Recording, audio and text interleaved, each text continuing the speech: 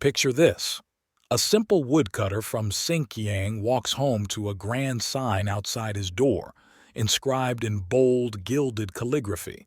A matchless wit like Fuming's does with ease a million things. Everyone stopped to stare, except one person, the local magistrate, whose scowl said it all. He thought, too much bragging, too much pride.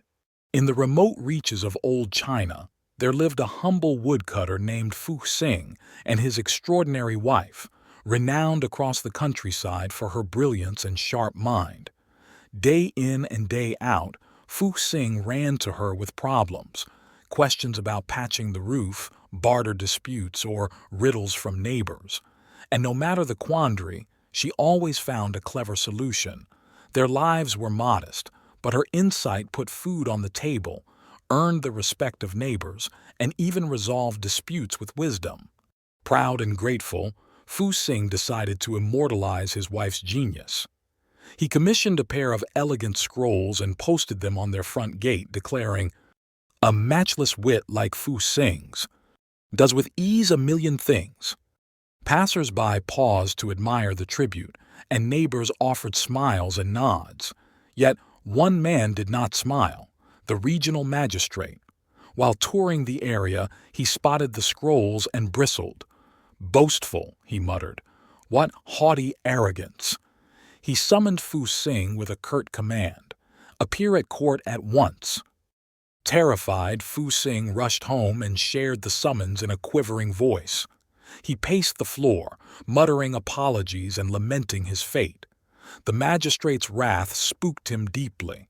But his wife, composed and confident, placed a steady hand on his shoulder and whispered, "Don't fret, I can handle this."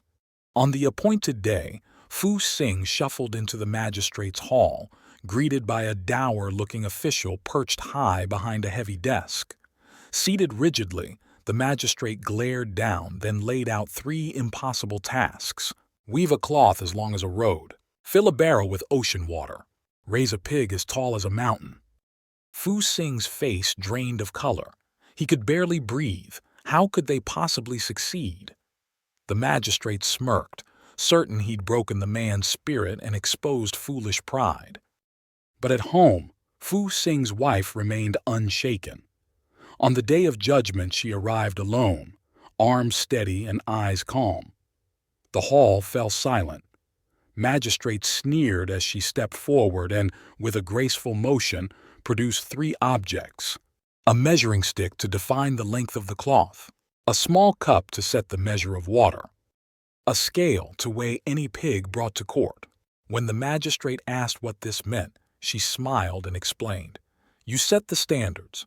Tell us 1 yard or 100 feet for the cloth, 1 cup or 1,000 gallons for the water, or a pig of 70 pounds. Once the measures are clear, I can begin." The judge's arrogance collapsed. There was nothing to prove, because the tasks lacked clear definitions. He was caught in his own game and had nowhere to go.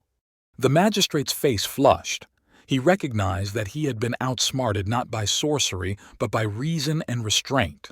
Facing his own folly, he dismissed the case on the spot and whistled what looked like respect.